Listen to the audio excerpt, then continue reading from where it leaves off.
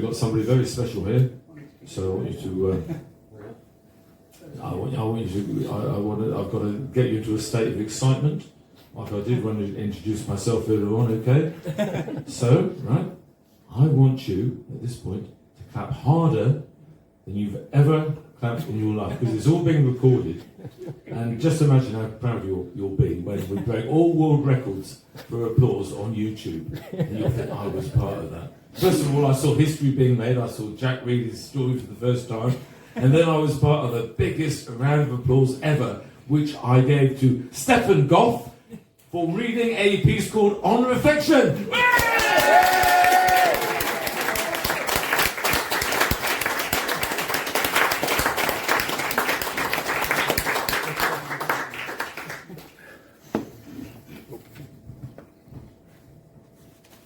Costume right.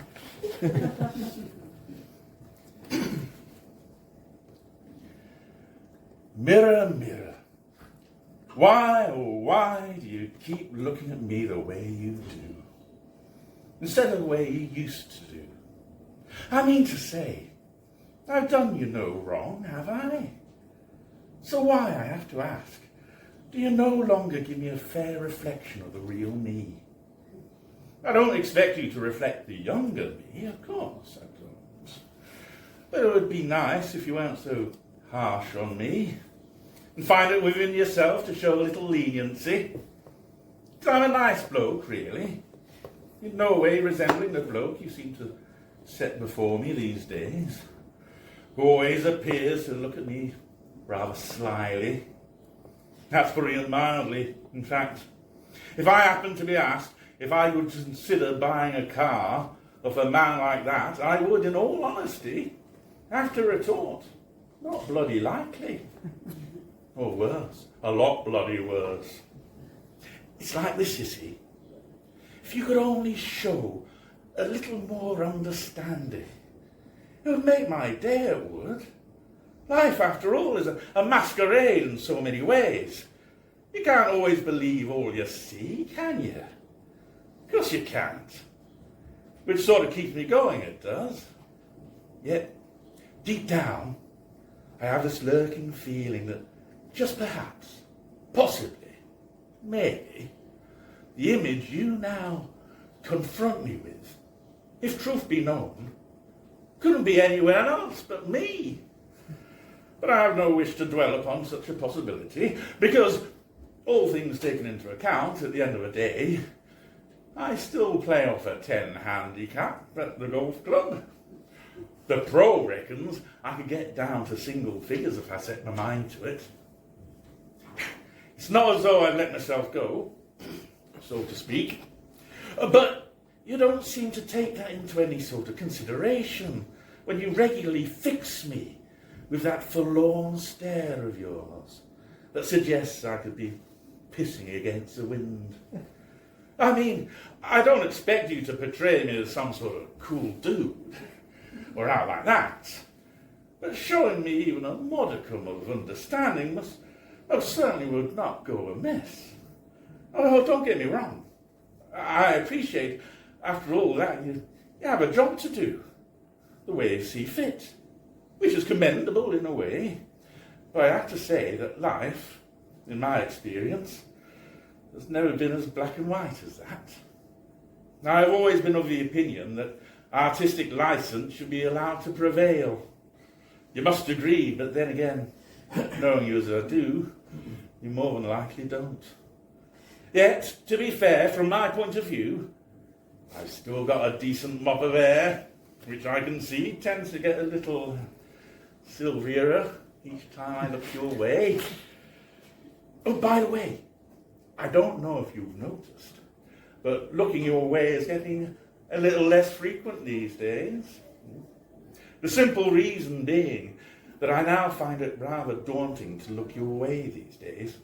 In fact, to tell you the truth, I'm toying the idea of getting a brand new mirror. If you don't buck up your ideas, that is. You see, I've been thinking, perhaps we've been together far too long. You know what they say, familiarity breeds contempt. which could be part of the reason I'm beginning to go off you a little. I mean, come to think of it, if I bought one of those modern mirrors with a shiny chromium-plated frame, it would reflect my face off a treat it could. Nothing personal, you understand. But that old dark wooden frame of yours does nothing at all for me. Mind you, I'm quite prepared to play my part too. Think I'll get my hair styled like Arnold Palmer's? Tony the barber said a little chestnut rinse would do the trick. Oh, don't get me wrong. I don't want you to take offence or out like that. But I feel the time has come for you and I to part company, so to speak. I mean, it's not that I'm going to put you in the loft. No, nothing as drastic as that. After all, we've been together for such a long time. So as a compromise, I thought I'd hang you in the hallway, by the front door, where we could keep in touch. I could give you the odd wink in the mornings for old time's sake as I rush by. After all, I have to admit, the house wouldn't seem quite the same without you altogether. Too much water under the bridge for that.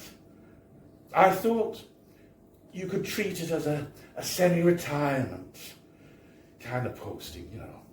I mean, it'll be a doddle, really, as you'll have no one else to please other than the 3 flying geese on the wall opposite you, where I truly hope you can hang happily ever after. Whilst I, on the other hand, could go about revitalising the rather tarnished mirror image of myself. In fairness, I know it's not entirely your fault, and on reflection, I have to concede that I have unwittingly contributed somewhat to the sad state of affairs. In fact, it was only yesterday that I happened to notice that more than a little of your silver backing was rather lacking, and realised that, in the past, I should have shown you a little more latitude than perhaps I had. However, that was then, in the past tense, before I decided to put my foot down and try reflections new. You see, I just couldn't carry on watching my face dwindling in that way. From now on, rejuvenation will be the name of my game, starting with a brand new mirror that understands a modern way of things. Got to learn to go with the flow I have and flee from the time warp I was unknowingly settling into. Yet, when the new mirror arrives, mark my words, that's when you will see the real me. But don't worry, I won't be getting the new mirror imminently. Keeping my options open, I am. Thought I'd just sneak up on you at first to see what you make of my new hairdo. And then there's the question of having my teeth done. Mind you, that will cost a bloody fortune. Might leave them in abeyance for now. After all, Rome wasn't built in a day, was it? And then there's the mince pies. They too need, not being what they used to be, means I've got to upgrade my specs, which will add up to quite a tidy sum in themselves. So I'll just have to cut my cloth accordingly. However, concluding that I had to start somewhere, I bought a bottle of that there Windoline stuff, with the intention of giving you a good going over with it, hoping to put a little sparkle back in your life. Come to think of it, I've not given you a proper clean for years, apart from the odd rub over my shirt sleeve, which admittedly could be part of the reason I never look my best when I peer your way. In fact, when I'm done thoroughly cleaning you, I might not know myself, and I might consider changing my mind about the new mirror. Mind you, I'm not promising out. It all depends on how you frame yourself after I've given you a bloody good wash and a brush up, which I have to admit is a little overdue. But as you know, I'm a very busy man, and I can't be spending what little time I have buffing up the likes of you. So let this be a friendly warning. This is your last chance corral.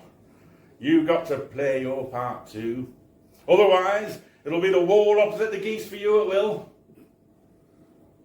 So that's what I did for him. Sprayed the windoline copiously, all over him. Made us both sneeze simultaneously, it did. Then I sat and waited for the product to seep its way through the layers of sepia-coloured organic residue that had built up over the years of ineptitude. Then I decided that the time was right. I struck, rinsing the whole grimy lot off and finishing the process with a good buffing over with a brand new yellow duster I'd purchased that morning, earmarking it for this purpose. Quite surprised myself, I did. And I set about the task with great enthusiasm, which I have to say was quite revolutionary to me, because with every swipe of that yellow duster, I began to glimpse a little more of the hitherto unseen handsomeness of he and me, which brought forth a little more vigour to my elbow. It was almost Lazarus-like, the new lease of life my efforts were now affording it. When I had satisfactorily accomplished my mission, we both, somewhat wearily, yet a little excitedly, sat back and gave each other a long, lingering, leery wink. Oh, the likes of which you had never seen before. Well, what can I say? It was there and then that we both tacitly agreed that there was to be no new mirror after all. Because between me and you, he knew, and I knew, that the outcome of this tale, if the truth be known, was always going to be a fait accompli.